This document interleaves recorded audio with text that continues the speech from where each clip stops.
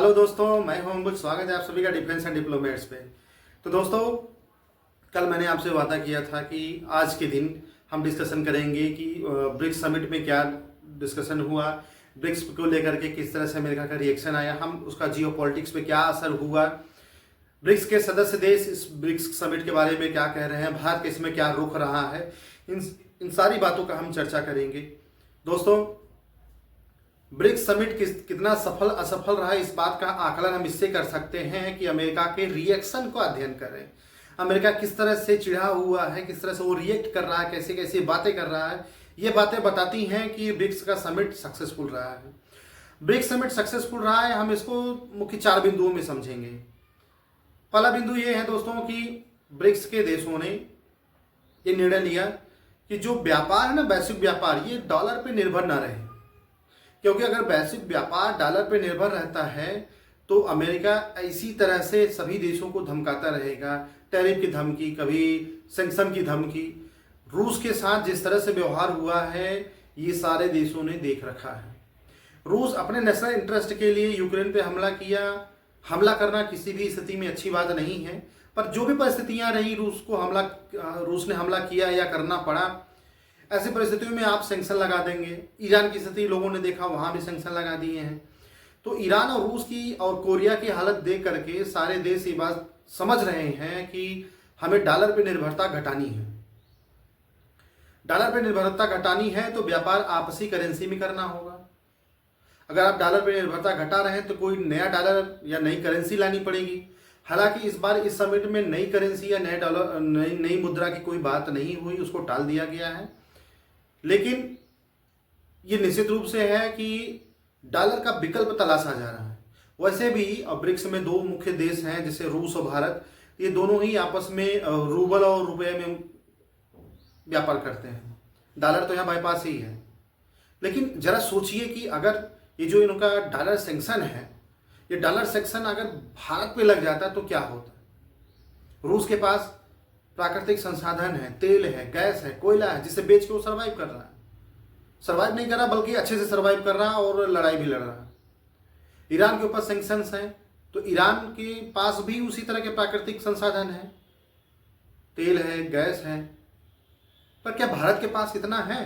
क्या भारत एक्सपोर्ट कर पाएगा दुनिया को? क्या अमेरिका या अमेरिका जैसे संगठन अगर भारत पे कभी भविष्य में सैंक्शन लगा दिए तो क्या भारत सर्वाइव कर पाएगा?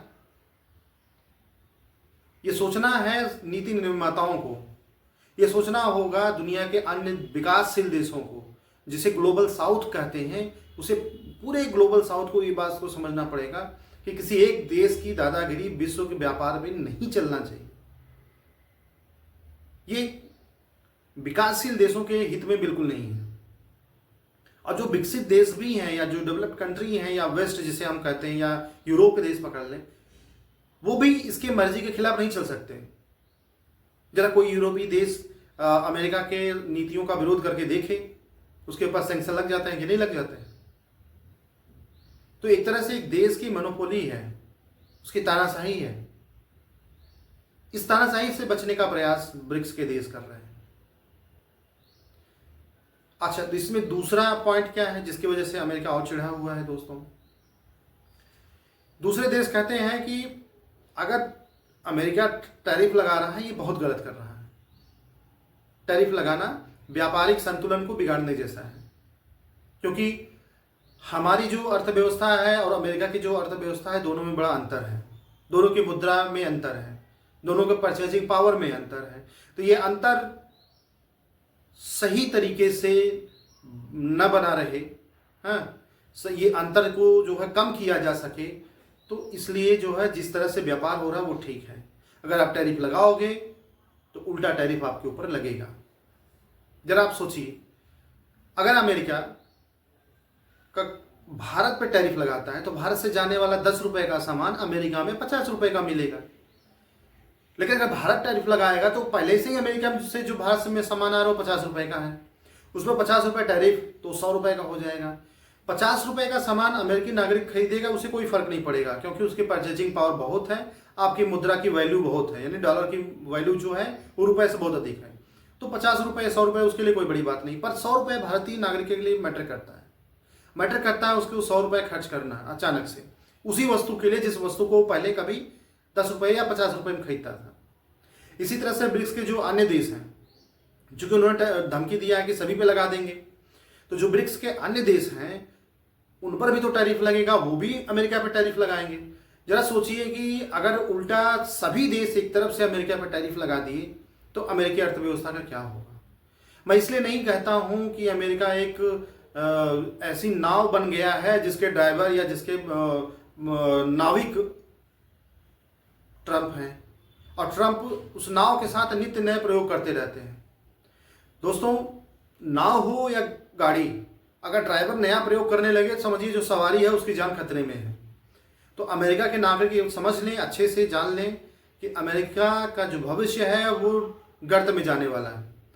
अच्छा, एक विकल्प ये, एक बात ये रही, मैंने कहा था कि 4 बिंदुओं पे चर्चा करेंगे, ये 2 बिंदु रहे। तीसरा बिंदु ये रहा दोस्तों कि इस समिट में ईरान पे हमला किया गया, उसकी निंदा हुई। भारत में आतंकवादी हमला हुआ, उसकी निंदा हुई। पर रूस ने हमला किया यूक्रेन पे, इस बात की निंदा नहीं हुई, इसका जिक्र ही नहीं हुआ। यह बात अमेरिका को बहुत खला। अब अमेरिका की समस्या समझिए, एक तो डॉलर को बाईपास करने की कोशिश हो रही है। डॉलर को इग्नोरेंस माने अमेरिका की इग्नोरेंस। अमेरिका साइड हो जाएगा, डॉलर में व्यापार कम होगा, मुद्रा वैल्यू घट जाएगी। डॉलर का वैल्यू घटेगी तो उसका व्यापारिक क्षमता घटेगा, डिमांड घटेगा तो देश गरीब होगा। और वैसे भी गरीबी में लाने वाले हैं अपने वन बिग ब्यूटीफुल बिल के माध्यम से। दूसरा क्या हुआ कि इनके टैरिफ का विरोध हुआ। सारे देशों ने एक सुर में कहा कि टैरिफ लगाना गलत है, इनके टैरिफ का विरोध हुआ। तीसरा क्या हुआ कि जो इजराइल ने ईरान पे हमला किया उसका विरोध हुआ, उसको जो है नकारा गया, उसकी निंदा हुई। भारत में आतंकवादी हमला हुआ, उसकी निंदा हुई। चौथा पॉइंट है दोस्तों कि भारत का इसमें क्या रुख रहा, भारत की इसमें क्या भूमिका रही, आने वाले दिनों में भारत इसको कैसे लेता है, जियोपॉलिटिक्स पे इस संगठन का और अमेरिका के रिएक्शन का क्या असर होने वाला है। दोस्तों,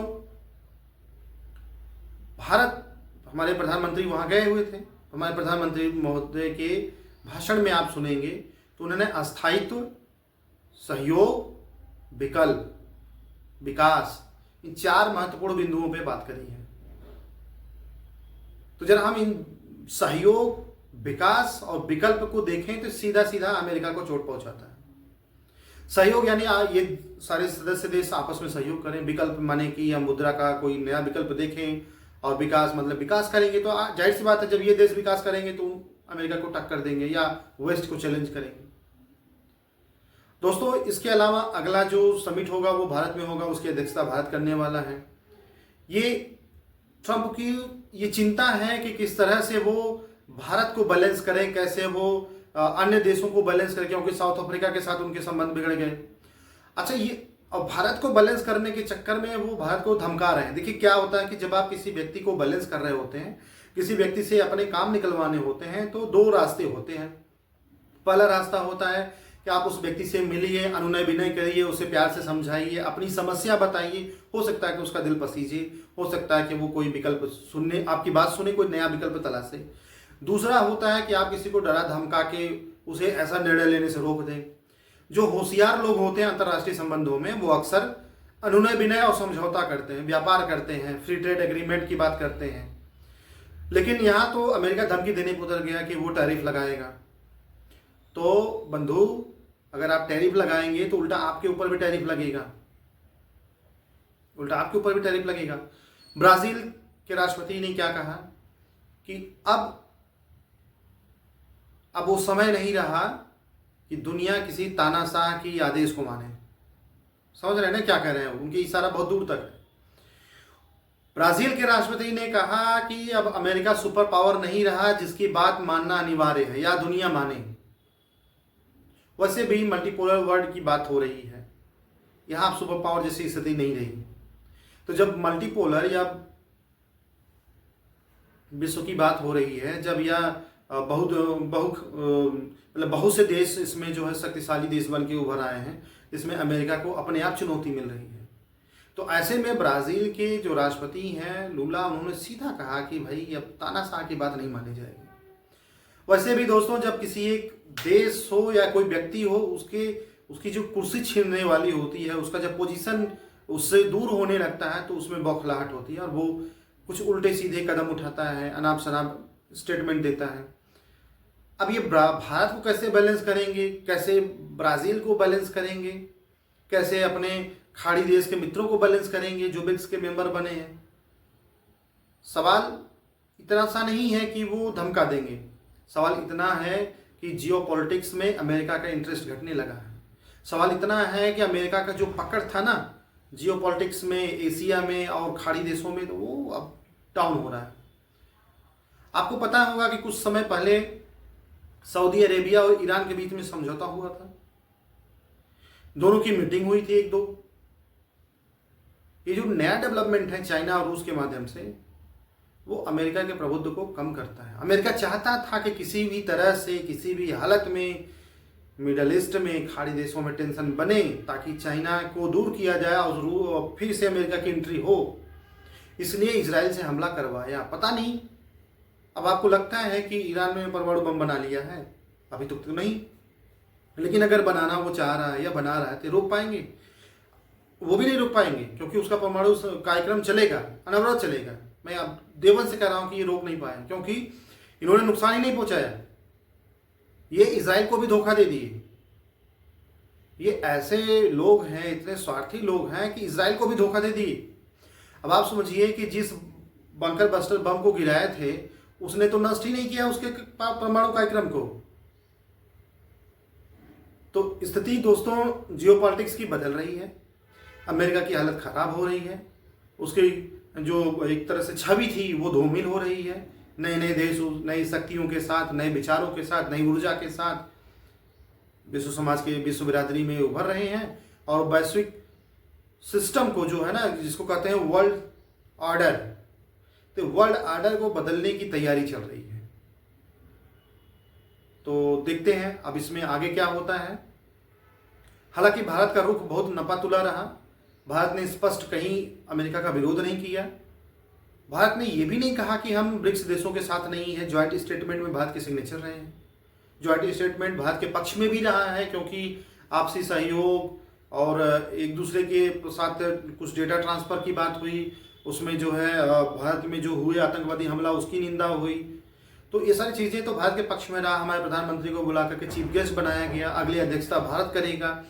भारत के पक्ष में सारी बातें रही, लेकिन टेंशन हमेशा दिमाग में बना रहा कि इन सारी गतिविधियों का रूस और भारत के बीच में जो एग्रीमेंट हो रहा है उसका क्या असर होगा, ये तो हम कल उसका भी एनालिसिस कर लेंगे। लेकिन ये आप समझिए कि जो ब्रिक्स है या ब्रिक्स जैसे अन्य संगठन हैं, SCO हुआ, ब्रिक्स हुआ, ये सारे संगठन अमेरिका के प्रभुत्व को चुनौती दे रहे हैं। अमेरिका का प्रभुत्व अब संकट में है। अब देखते हैं इस दिशा में आगे क्या होता है। जो अपडेट होंगे हम आपके साथ साझा करेंगे, सूचनाओं को एकत्र कर उनका विश्लेषण कर सही तथ्य आप तक पहुंचाएंगे।